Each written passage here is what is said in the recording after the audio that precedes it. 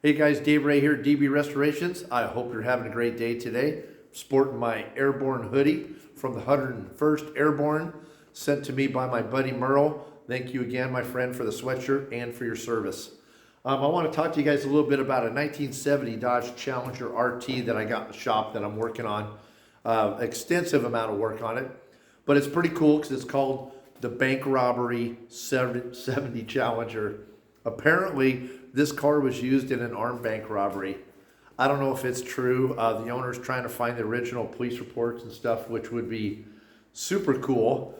But I'll show you why they call it the Bank Robbery Challenger here, and I'll show you a little bit about what I've been doing to it and how the work is progressing on it. So I'm gonna flip the camera around here and give you guys a little view here. So, and around, there she is in all her glory. 1970 Dodge Challenger RT 383 automatic transmission, Hemi orange, hard top, no vinyl top, black longitudinal RT stripe, and the V21 hood blackout. It's not a numbers matching engine and transmission. When the car came in here, it was kind of pieced together. I knew it had the original door, quarter panels, roof, and everything.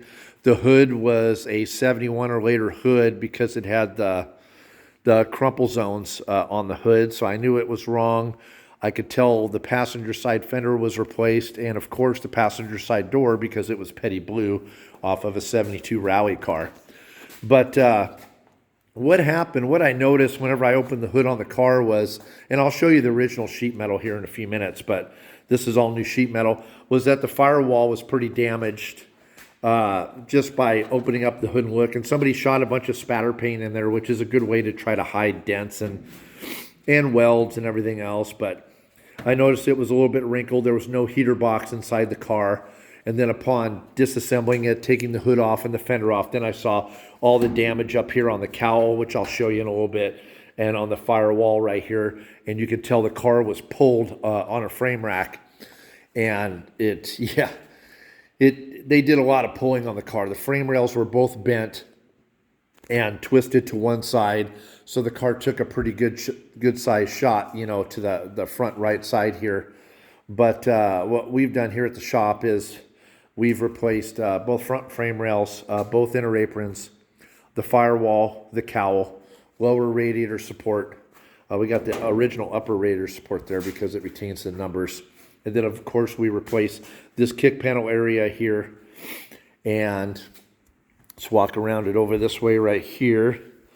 Kind of see. And then on the inside, we've replaced, of course, you could tell the firewall there. We've replaced the main floor, replaced the two midsection floors, the rear section of the floor,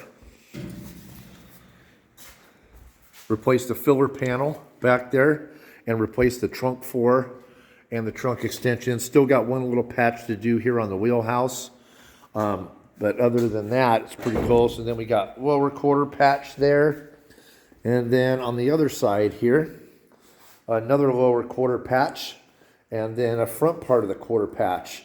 Mainly because it's funny, I'll show you the original panel in a little bit. This right here had a big hole cut in it and had a bullet hole right through there on the jam, and it was funny because it looked like they had cut this out to retrieve the slug, because I know whenever they do, if it was used in a robbery or whatnot and they needed to retain all the stuff, they'll get the the slug out of the car.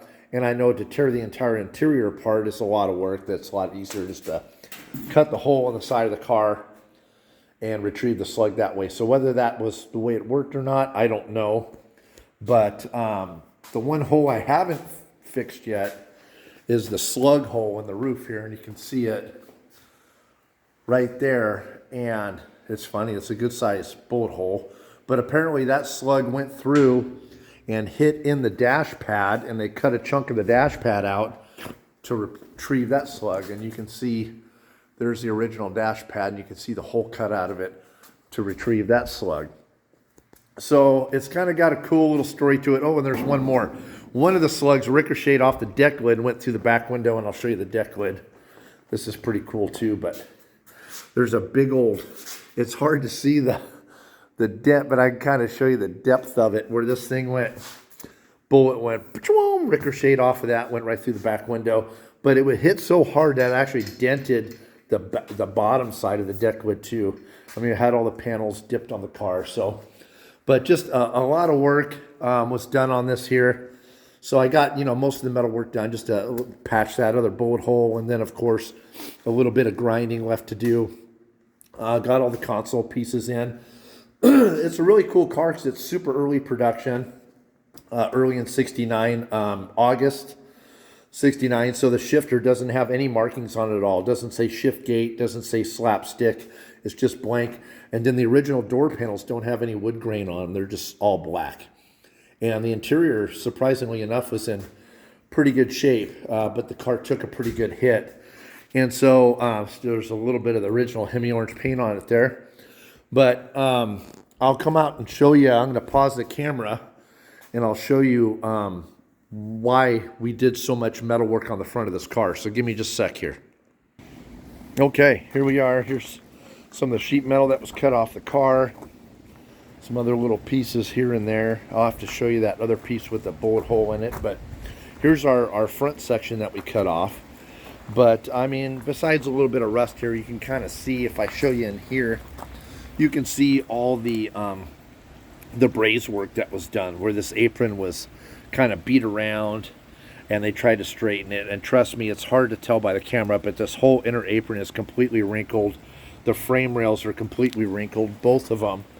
The bottom is folded up pretty bad, and everything was kind of shifted like this way, which is really weird. And then here's the cowl, which I'll show you the cowl. You can see all the wrinkles right here in the firewall.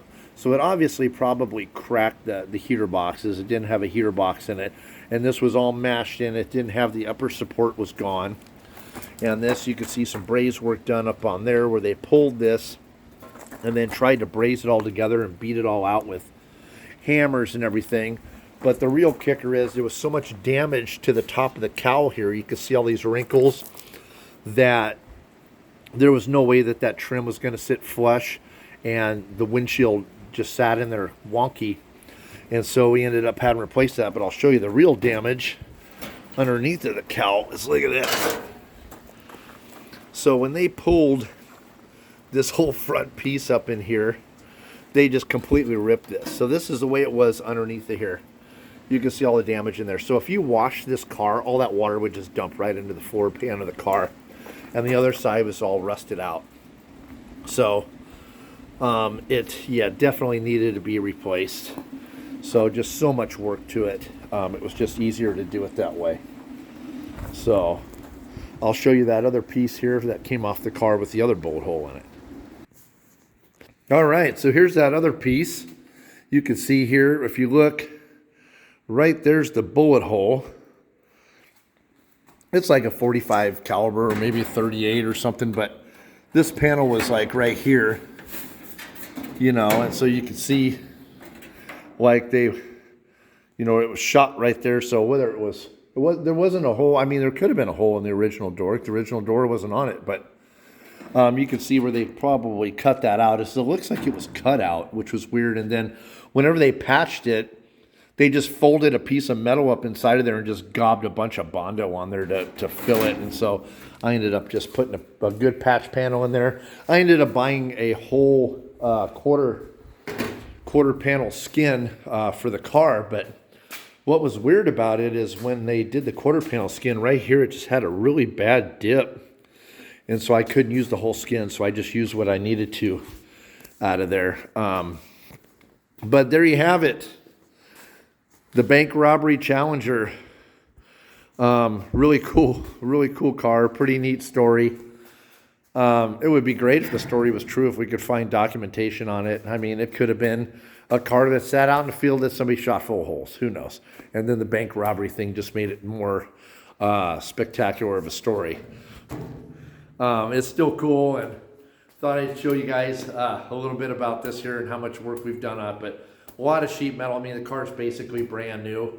So now we're just going to get all the panels back on it, get all our gaps lined out. I'll go ahead and rhino line the inside of the doors, rhino line the inside of the quarter panels. all the inner aprons. I like to rhino line those and then do the seam sealer, and then I'll go ahead and epoxy seal it and get it all ready for paint. So that's our next step. So hope you guys are having a good one. Hope you enjoy this video. If you have any questions about this car or whatnot, give me a holler.